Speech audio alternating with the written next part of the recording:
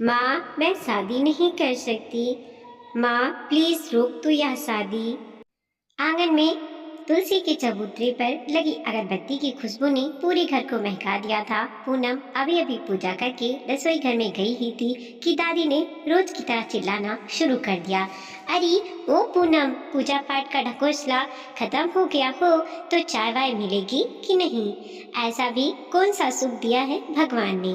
मेरे हंसते खेलते परिवार की सारी खुशियाँ छीन ली। बोलते हुए दादी माँ ने गुस्से में अपनी भवें सिकोड़ ली थी। पूनम ने रसोई घर में से झाँकते हुए कहा, चाय बन गई है दादी माँ, अभी लाती हूँ। माथे पर बिंदी, दोनों कलाइयों में कांच की चूड़ियों से भरी हुई लाल रंग के सलवार कमीज में पूनम किसी नई दुल्हन की तरह दिख रही थी। दादी माँ को चाय देकर पूनम मुड़ी ही थी कि उन्होंने फुसफुसाना शुरू कर दिया। आदमी का तो कुछ अता पता नहीं है, जिंदा भी है कि नहीं, फिर भी न जाने क्यों इतना बन सवर कर रहती है। पूनम ने सब कुछ सुना कर भी अनसुना कर दिया था, और करती भी क्या।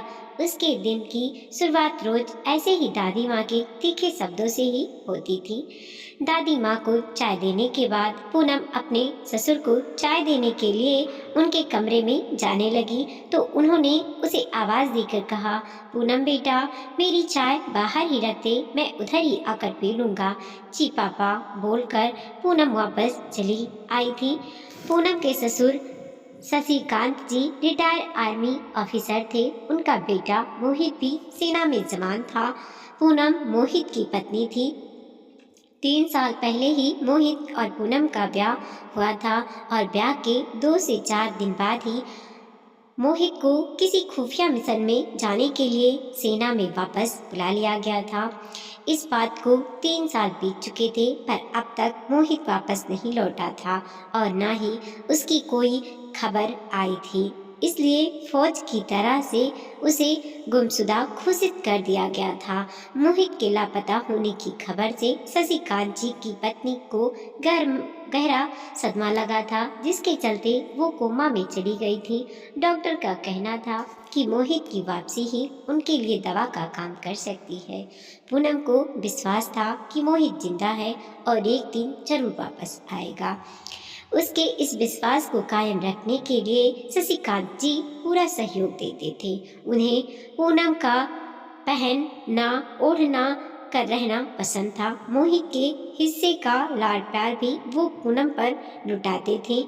पूनम ने फैशन डिजाइनिंग का कोर्स किया हुआ था। उसकी शादी के कुछ समय बाद ही उसके ससुर ने एक बुटीक खुलवा दिया था। तब दादी माँ ने इस बात का भरपूर विरोध करते हुए कहा था कि समय काटने के लिए घर के काम कम होते हैं क्या? पर शशिकांत जी ने उनकी एक न सुनी थी। सास की बीमारी के बाद घर के कामकाज की पूरी जिम्मेदारी पूनम के कंधों पर आ गई थी। बुटीक के साथ वह घर भी बखूबी संभाल रही थी, पर दादी माँ हमेशा उससे नाराज ही रहती थी। उन्हें पूनम का साज सिंगार करना, गाड़ी चलाना, बुटीक जाना बिल्कुल नहीं सुहाता था। वो पूनम को ताना मारने का एक भी मौका अपने हाथ से जाने नहीं देती थी। समय बीतता जा रहा था। मोहित की माँ की तबीयत में कोई सुधार नहीं था। इस बीच पूनम के माता पिता कई बार उसे अपने साथ ले जाने के लिए आए, पर हर बार उन्हें खाली हाथ ही लौटना पड़ा। पूनम का कहना था कि मोहित वापस आएगा तो उसे यहाँ ना पाकर परेशान होगा और उसके परिवार की जिम्मेदारी भी अब मेरी है। अब ससुराल ही मेरा मायका है। शशिकांत जी को पूनम की ऐसी सोच और समझदारी पर बहुत गर्व था। एक दिन शशिकांत के करीबी दोस्त कर्नल मोहन घर आए और बोले, शशि, मैं एक प्रस्ताव लेकर तेरे पास आया हूँ। कैसा प्रस्ताव? शशिकांत जी ने पूछा। इसके बाद उन दोनों दोस्तों ने बहुत देर तक साथ में समय बिताया और बातें की। फिर कर्नल मोहन जाते जाते बोले, मुझे तेरे जवाब का इंतज़ार रहेगा। कर्नल मोहन के जाने के बाद शशिकांत जी काफ़ी दिन तक किसी गहरे सोच में डूबे रहे। पूनम ने कई बार पूछने की कोशिश की, पर उन्होंने चिंता की कोई बात नहीं बोलकर उसे टाल दिया। पर मन ही मन वो पूनम के लिए एक बड़ा फैसला ले चुके थे, जिसकी चर्चा पूनम के माता पिता से करने के लिए आज वो उसके मायके जा रहे थे। पूनम इस बात से पूरी तरह बेखबर थी। पूनम के बुटीक जाते ही शशिकांत जी घर से निकल गए थे। उन्हें अचानक यूं देखकर पूनम के माता पिता थोड़े चिंतित हो उठे थे। पूनम के पिताजी ने हाथ जोड़कर शशिकांत जी से पूछा, आप अचानक यहाँ, सब ठीक तो है ना? हाँ हाँ, सब ठीक है, चिंता की कोई बात नहीं। शशिकांत जी बोले, मैंने पूनम के लिए एक फैसला लिया है जिसमें आप दोनों की राय लेना जरूरी था। यह सुनकर पूनम के माता पिता एक दूसरे की तरफ हैरानी से देखने लगे। पूनम की माँ ने बड़े ही उतावलेपन से पूछा, कैसा फैसला भाई साहब? शशिकांत जी ने कहा, पूनम के दोबारा ब्याह का फैसला। यह आप क्या कह रहे हैं? यह कैसे मुमकिन है? पूनम के पिता ने हैरानी से कहा। शशिकांत जी बोले, क्यों मुमकिन नहीं है? मोहित की वापसी अब एक सपना जैसा है। 4 दिन की शादी को निभाने के लिए पूनम अपनी पूरी जिंदगी अकेलेपन के हवाले कर दे, ऐसा मैं होने नहीं दे सकता। उस बच्ची के विश्वास पर अपने यकीन की मोहर अब और नहीं लगा सकता। बिना किसी दोस्त के वह एक अधूरेपन की सजा क्यों काटेगी? पर भाई साहब, पूनम की माँ ने बीच में बोलना चाहा तो शशिकांत जी ने उन्हें रोकते हुए कहा, माफ कीजिएगा पर मेरी बात अभी पूरी नहीं हुई है। इतना कहकर वो आगे बोले, मैं अपने बेटे के मुंह में पूनम के भविष्य की बलि नहीं चढ़ा सकता। आज मेरी जगह मोहित भी होता तो पूनम के लिए इस तरह की अधूरी जिंदगी उसे कभी स्वीकार नहीं होती। आप दोनों ने उसे जन्म दिया है, उसकी जिंदगी का इतना बड़ा फैसला लेने के पहले आपको इसकी सूचना देना मेरा फर्ज था, इसलिए चला आया, वरना पूनम का कन्यादान करने का फैसला मैं ले चुका हूँ। अब आज्ञा चाहता हूँ। शशिकांत जी के जाने के बाद पूनम के माता पिता बहुत देर तक सोचते रहे कि वो अपनी बेटी के भविष्य के बारे में इतनी गहराई से नहीं सोच पाए। पर शशिकांत जैसे लोग बहू को बेटी की जगह रखकर अपनी सोच का लेवल कितना ऊपर उठाए हुए हैं। पूनम के दूसरे ब्याह के बारे में सोचते समय मोहित का चेहरा ना जाने कितनी बार उनकी आंखों के सामने घूमा होगा। पूनम के मायके से लौटने के बाद शशिकांत अपने कमरे से बाहर नहीं आए थे। पूनम शाम की चाय लेकर उनके कमरे में ही चली गई थी। चाय का कप टेबल पर रखते हुए उसने पूछा, क्या हुआ पापा, तबीयत ठीक नहीं है क्या? सब कुछ ठीक है बेटा, उन्होंने जवाब दिया और कहा, आ थोड़ी देर मेरे पास बैठ, तुझसे कुछ बातें करनी है। जी पापा, बोलकर पूनम उनके पास बैठ गई। शशिकांत जी ने एक गहरी सांस ली और बोलना शुरू किया, मोहित की गैर मौजूदगी में तूने इस घर की जिम्मेदारी के साथ साथ हम सबको भी बहुत अच्छे से संभाला है। अपने छोटे बड़े हर फर्ज को तूने प्यार और अपनेपन से निभाया है। इतना ही नहीं, अपनी दादी माँ के रूखे बर्ताव के बाद भी तूने कभी उनकी सेवा करने से पीछे नहीं हटी। अगर मैं यह कहूँ कि मोहित की कमी तूने कभी महसूस ही नहीं होने दी तो यह गलत नहीं होगा। पर अब नहीं बेटा, मैं चाहता हूँ कि मोहित की चंद यादों का जो दायरा तूने अपने आसपास बना रखा है उसे तोड़कर तू बाहर निकल और जिंदगी में आगे बढ़। पूनम ने कहा, आज अचानक ऐसी बातें क्यों कर रहे हैं पापा? आप कुछ हुआ है क्या? मोहित की कोई खबर आई है क्या? बोलिए ना पापा, क्या हुआ है? पूनम बेचैन हो उठी थी। शशिकांत जी ने भरे हुए गले से कहा, कोई खबर नहीं आई मोहित की और ना ही आएगी। उसकी वापसी उम्मीद अब छोड़नी होगी हमें। पूनम जोर से चिल्लाते हुए बोली, नहीं पापा, ऐसा मत कहिए।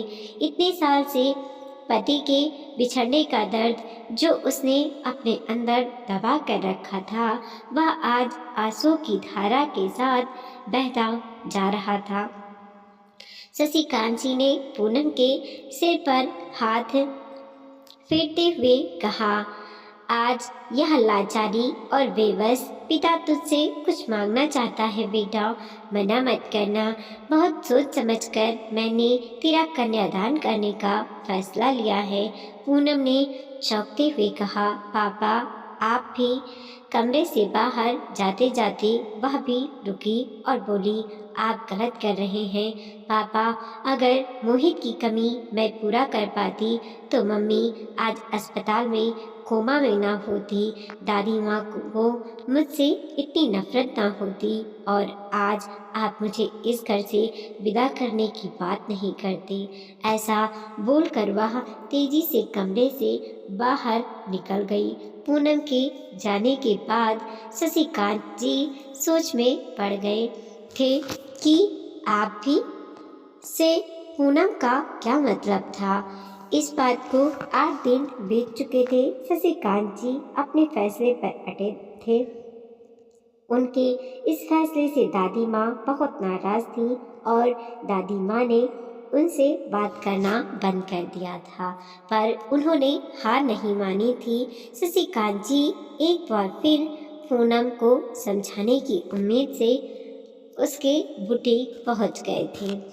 उन्हें देखते ही पूनम ने कहा, अरे पापा, आप यहाँ कैसे? कुछ नहीं बेटा, शाम की सैर के लिए निकला था। शशिकांत जी बोले, सोचा तुझे देख लेता हूँ, तेरा काम खत्म हो गया होगा तो साथ में घर चलेंगे। पूनम ने कहा, पापा मुझे थोड़ा समय और लगेगा। ठीक है, शशिकांत जी बोले, मैं बाहर तेरा इंतजार करता हूँ, आ जाना। थोड़ी देर बाद बुटीक बंद करके पूनम अपनी कार लेकर बाहर आ गई। शशिकांत जी ने उनसे कहा, आज मैं गाड़ी चलाता हूँ। कार चलाते हुए शशिकांत जी ने फिर से अपनी बात शुरू की और पूनम से कहा, तूने मेरी बात का कोई जवाब नहीं दिया बेटा, और उस दिन तूने आप भी ऐसा क्यों कहा था? पूनम ने कहा, मोहित ने मिशन पर जाने से पहले मुझे कसम दी थी कि अगर वह वापस नहीं लौटा तो मैं उसके इंतज़ार में अपनी पूरी जिंदगी नहीं निकालूंगी और एक नई शुरुआत करूंगी। उस दिन आपने भी वही बात कह दी। आप ही की तरह शायद वह भी मुझे अपने से दूर करना चाहता था। शशिकांत जी को इस बात की बहुत खुशी हो रही थी कि मोहित के बारे में उनकी सोच गलत नहीं थी। वह भी पूनम के लिए इस तरह की अधूरी जिंदगी नहीं चाहता था। शशिकांत जी अपने फैसले पर अब और ज़्यादा मजबूत हो गए थे। उन्होंने बात आगे बढ़ाते हुए कहा, तुझे याद है कुछ दिन पहले कर्नल मोहन अपने घर आए थे। वो अपने बेटे गौरव के लिए तेरा हाथ मांगने आए थे। गौरव की पहली पत्नी का शादी के 4 महीने बाद ही देहांत हो गया था। वह अमेरिका में बहुत बड़ी कंपनी में काम करता है। वह अभी यहीं है और कुछ दिन में वापस जाने वाला है, इसलिए उन्हें शादी की जल्दी है। कर्नल मोहन को मैं बहुत सालों से जानता हूँ। वो बेहद सुलझे और समझदार लोग हैं। तू बहुत खुश रहेगी और तुझे तो गौरव के साथ अमेरिका में ही रहना होगा।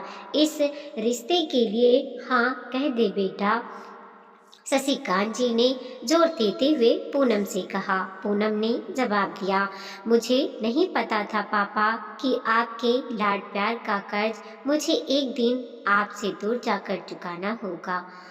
शशिकांत जी ने पूनम और गौरव का रिश्ता तय कर दिया। पूनम के माता पिता को भी खबर कर दी गई। शादी का दिन आ चुका था।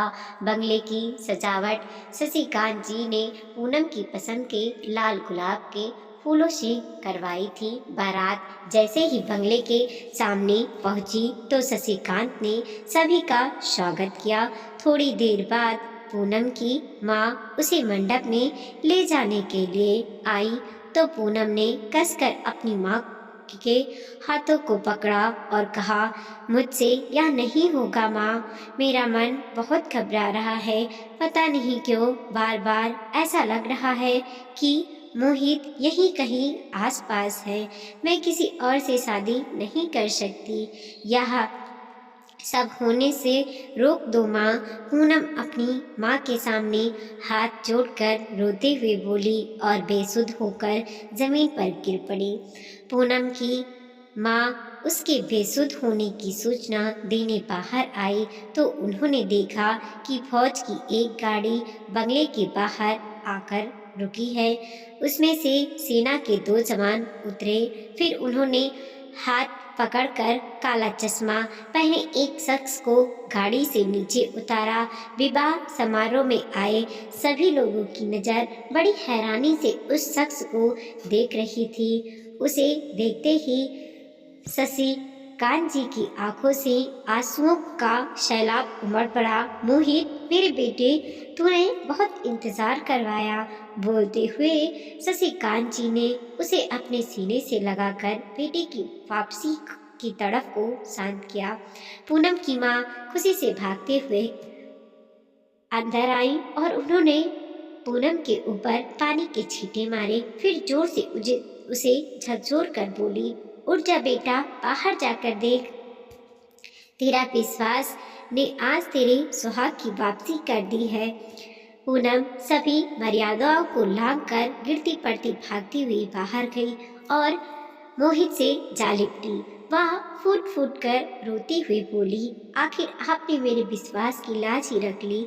मोहित, शोरगुल की आवाज से दादी माँ भी बाहर आ गई थी और मोहित को देखकर अपने आंसुओं के बहाव को रोक नहीं पाई थी। मोहित ने पूनम से कहा, मेरी वापसी एक अधूरेपन के साथ हुई है पूनम। लड़ाई में मैं अपनी आंखें गंवा चुका हूँ, जिसे अब खुद हर समय सहारे की जरूरत पड़ेगी। वह तुम्हारा सहारा क्या बनेगा? पूनम ने चिल्लाते हुए कहा, यह कैसी बातें कर रहे हैं आप? हम पूरी जिंदगी के साथी हैं। हमें एक दूसरे के सहारे और हमदर्दी की नहीं बल्कि साथ की जरूरत है। इतना कहकर पूनम ने अपना हाथ मोहित के आगे बढ़ाया और कहा, आप देंगे ना मेरा साथ?